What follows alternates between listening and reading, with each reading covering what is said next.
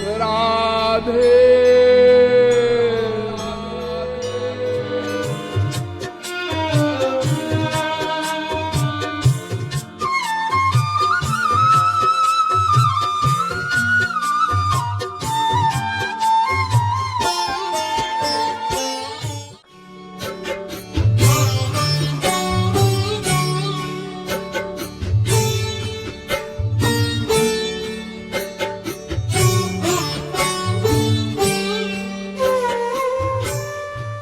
तो जिनका मन मर चुका था, जब उन्होंने श्री राम और लक्ष्मण जी को देखा तो मूरति मधुर मनोहर देखी, भयउ विदेह विदेह बिसेखी।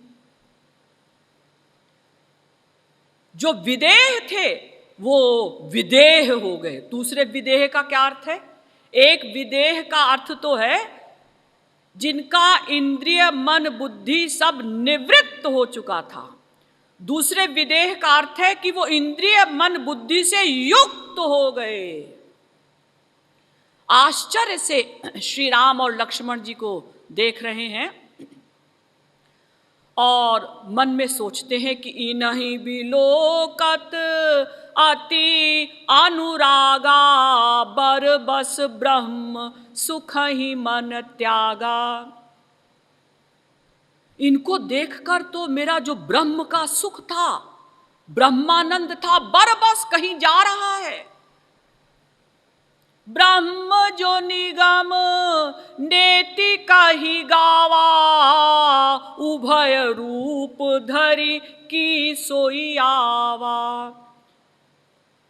जिस ब्रह्म को कहा जाता है कि वो निर्गुण है, निराकार है, क्या वही साकार बनकर आ गया है? क्यों?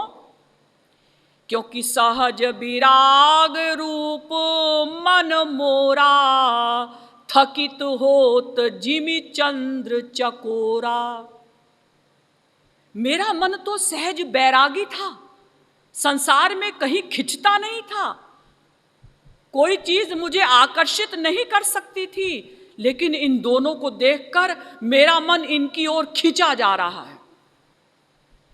और जब सीता जी को देखा तो सीय बिलो की धीरता भागी, रहे कहावत परम विरागी।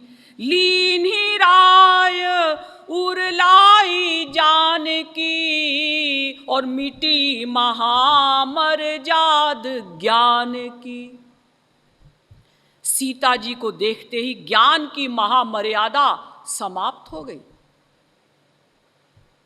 और आगे चलिए, द्वापर युग के ज्ञानियों के नेता, टॉप के परमहंस उद्धव परमहंस,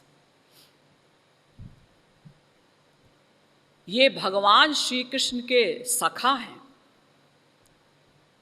लेकिन नहीं जानते थे कि श्री कृष्ण भगवान हैं। देखिए, कृष्णावतार में भगवान ने इतने चमत्कार दिखाए कि इतने चमत्कार और किसी अवतार में भगवान ने नहीं दिखाए। आप लोग कहते हैं ना, चमत्कार को नमस्कार है, लेकिन इतने चमत्कार दिखाए भगवान श्री कृष्ण ने, फिर भी लोग नहीं जान पाए कि श्री कृष्ण भगवान है। यहां तक कि उद्धव भी नहीं जान सके। भगवान ने क्या क्या चमत्कार दिखाए, थोड़ा संक्षेप में सुनिए। भगवान ने दुर्योधन को अपना विराट स्वरूप दिखाया। ये विराट स्वरूप भगवान के अलावा और कोई नहीं दिखा सकता। कोई ऋषि मुनि, ज्ञानी, तपस्वी या महापुरुष, केवल भगवान ही दिखा सकते हैं। और उस विराट स्वरूप को भी कोई नहीं देख सकता, केवल महापुरुष ही देख सकता है, जिसको दिव्य दृष्टि मिल चुकी हो। लेकिन दुर्योधन ने देखा। इसका मतलब भगवान श्री कृष्ण ने दुर्योधन को दिव्य दृष्टि दी होगी, हाँ अवश्य दी होगी, लेकिन उसके बाद भी दुर्योधन ने नहीं माना कि श्री कृष्ण भगवान है। भरी सभा में भगवान श्री कृष्ण ने चक्र चलाकर शिशुपाल का वध किया, सर को धड़ से अलग कर दिया, लेकिन लोग नहीं समझ सके कि श्री कृष्ण भगवान हैं। भगवान जब छोटे से थे तभी से उन्होंने राक्षसों को मारना प्रारंभ किया, और किसी हथियार से नहीं मारा, हंसते हंसते खेलते खेलते मारा। एक राक्षस था, तो भगवान उसके मुंह में घुस गए और अपने शरीर को बड़ा करते गए, उसका मुंह फट गया, वो मर गया। ऐसे ही किसी को मुक्का मारा, किसी को ऐसे उंगली से मारा। भगवान ने एक ऐसा नृत्य किया जैसा नृत्य कोई नहीं कर सकता। सबसे सुंदर नृत्य माना जाता है भगवान शंकर जी का तांडव नृत्य। लेकिन तांडव नृत्य से भी सुंदर नृत्य देखने के लिए शंकर जी स्वयं गए महाराष्ट्र में कि हम भगवान श्री कृष्ण के नृत्य को देखेंगे। लेकिन महाराष्ट्र वाला नृत्य भी इतना विशेष नहीं था। जो विशेषता थी कौन से नृत्य में, कौन से डांस में, जो भगवान श्री कृष्ण ने कालिया नाग के ऊपर नृत्य किया था। कालिया नाग के सैकड़ों फण, सैकड़ों सिर ऊपर नीचे, और उस पर नृत्य किया भगवान ने, सब फणों को, सिरों को छेदते हुए। लेकिन किसी ने नहीं माना कि श्री कृष्ण भगवान हैं। यहां तक कि जब भगवान श्री कृष्ण 6 दिन के थे तो उन्होंने पूतना राक्षसी को मारा। देखिए, पूतना राक्षसी का प्रकरण भी थोड़ा सा संक्षेप में समझ लीजिए, क्योंकि इसी प्रकरण को सुनकर शुकदेव जी जैसे परमहंस अपनी समाधि छोड़कर और प्रेमानंद के लिए लालायित हो गए। और अगर ये पूतना का प्रकरण न होता तो आज हम लोगों को भागवत सुनने को नहीं मिलती। ये तो पूतना का प्रकरण जब शुकदेव जी ने समाधि में जब थे और सुना वेदव्यास जी के शिष्यों के द्वारा, तब उनकी समाधि खुली। शुकदेव जी की समाधि खुली, फिर उन्होंने वेदव्यास जी से भागवत सुनी, फिर परीक्षित को सुनाई, तो आज हमें वो भागवत सुनने को मिल रही है। ये पूतना का प्रकरण क्या था? पूतना लोक बालग्नि राक्षसी रुधिराशना, ये राक्षसी थी। भागवत के 10वें स्कंद के 6वें अध्याय का 35वां श्लोक। तो कंस ने पूतना को भेजा कि ब्रज में जितने भी बच्चे अभी पैदा हुए हैं उनको मार डालो, क्योंकि मुझे मारने वाला पैदा हो गया है। अब वो कौन सा बच्चा है क्या पता, तो 10 दिन के अंदर जितने भी बच्चे पैदा हुए हैं सबको मार डालो। तो वो पूतना एक बहुत सुंदरी स्त्री का रूप धारण करके गई, और भगवान ने क्या किया, ऐसी प्रेरणा दी पूतना के मन में कि वो और कहीं नहीं गई पूरे ब्रज में किसी घर में, नहीं तो वो भगवान के सखाओं को मार डालती। भगवान की प्रेरणा से वो सीधे पहले भगवान के घर ही आई, और एक इतनी सुंदरी स्त्री का रूप बनाकर आई कि उसको देखकर गोपियां भी शर्मा गई, लजा गई। इतना सुंदर रूप, लगता है कि स्वर्ग से आई है। और बिना डरे पूतना ने भगवान के महल में प्रवेश किया। एक द्वार क्रॉस किया, फिर दूसरा दरवाजा क्रॉस किया, तीसरा दरवाजा क्रॉस किया, और जहां यशोदा मैया 6 दिन के लाला को लेकर बैठी हुई थी, यशोदा जी से पूतना ने छीन लिया। किसको? भगवान को। और यशोदा जी भी कुछ नहीं बोल पाई, रोहिणी जी भी कुछ नहीं बोल पाई। क्यों? क्योंकि वो भी उसकी सुंदरता को देखकर अवाक थी, हैरान थी। और पूतना ने यशोदा जी से कहा कि देखो, तुम्हें बच्चे पालने नहीं आते, क्योंकि तुम्हारा ये पहला बच्चा है। मैं तो कई बच्चे पैदा कर चुकी हूं, मैं जानती हूं बच्चों को कैसे पाला जाता है, कैसे दूध पिलाया जाता है। तो पूतना ने अपने वक्षस्थल को भगवान के मुंह में डाल दिया, क्योंकि वो तो जहर लगाकर आई थी ना। अपने वक्षस्थलों में भयंकर विष लगाकर आई थी, भगवान को दूध पिलाने के बहाने मारने के लिए आई थी। अब भगवान तो 6 दिन के बच्चे हैं, 6 दिन का बच्चा क्या जाने माँ का स्तन कहाँ है, कैसे मैं मुंह में डालूं। तो माएँ पहले जबरदस्ती मुंह में डालती हैं, और जब बच्चा पीने लगता है तो उसको जब दूध का रस आता है तो फिर उसको अच्छा लगता है, फिर वो पीने लगता है।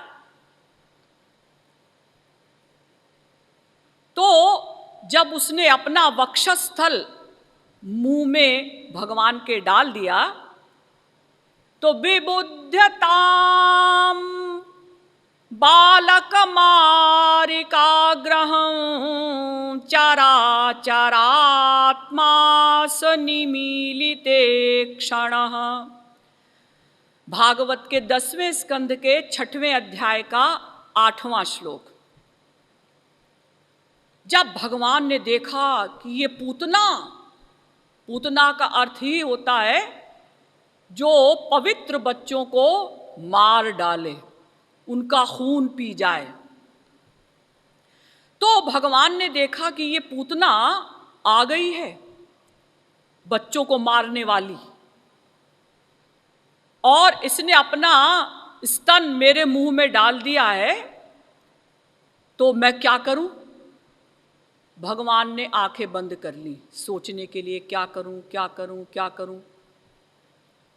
क्योंकि आंखें बंद करके सोचना अच्छा होता है। आंखें खोलकर जब हम कोई बात सोचते हैं तो बहुत गहराई से नहीं सोच पाते, आंखें बंद कर कर हम सोच पाते हैं, हाँ ऐसा ठीक रहेगा।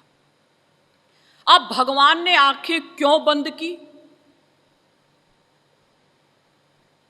इसके बहुत से अर्थ बताए हैं संतों ने। तो हमारे महाराज जी ने भी इसका साइंस बताई है, रहस्य बताया है कि आंखें बंद करके भगवान श्री कृष्ण ने शंकर जी को बुलाया, शंकर जी तुम आ जाओ। क्यों? क्योंकि ये जो है हमको दूध पिलाना चाहती है, लेकिन दूध नहीं पिलाना चाहती, जहर पिलाना चाहती है। ऊपर पहले जहर लगा हुआ है, और मैं तो यहाँ आया था ब्रज में कि मैं दूध पीऊंगा, मक्खन खाऊंगा, आते ही जहर मिल रहा है। तो भाई तुम पी लो इसको, क्योंकि तुम तो जहर पीने के शौकीन हो। समुद्र मंथन में जब 14 रत्न निकले थे तो जहर भी निकला था ना, कालकूट विष, इतना भयंकर विष कि वैसा विष, वैसा पॉइजन ना पहले कभी हुआ था, ना है, ना होगा। तो आपने जब वो कालकूट हलाहल विष पी लिया तो ये तो विष उतना पॉइजनस नहीं है, आप इसको पी लो, फिर उसके बाद जो दूध है वो मैं पीऊंगा। तो शंकर जी आए, भगवान के मुंह में आए, और पहले उन्होंने जहर पिया। ऐसा संत लोग मानते हैं, बहुत से संतों ने भी इस बात को माना है। तो गाढ़ं कराभ्याम भगवान प्रपीड्य तत् प्राणैः समम।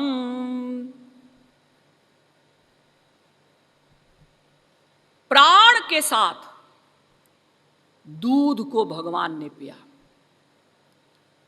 रोष समन्वितो पिबत, प्राणै समम रोष समन्वितो पिबत। भागवत के 10वें स्कंध के 6वें अध्याय का 10वां श्लोक। भगवान ने जोर से पूतना के वक्षस्थलों को दबाया।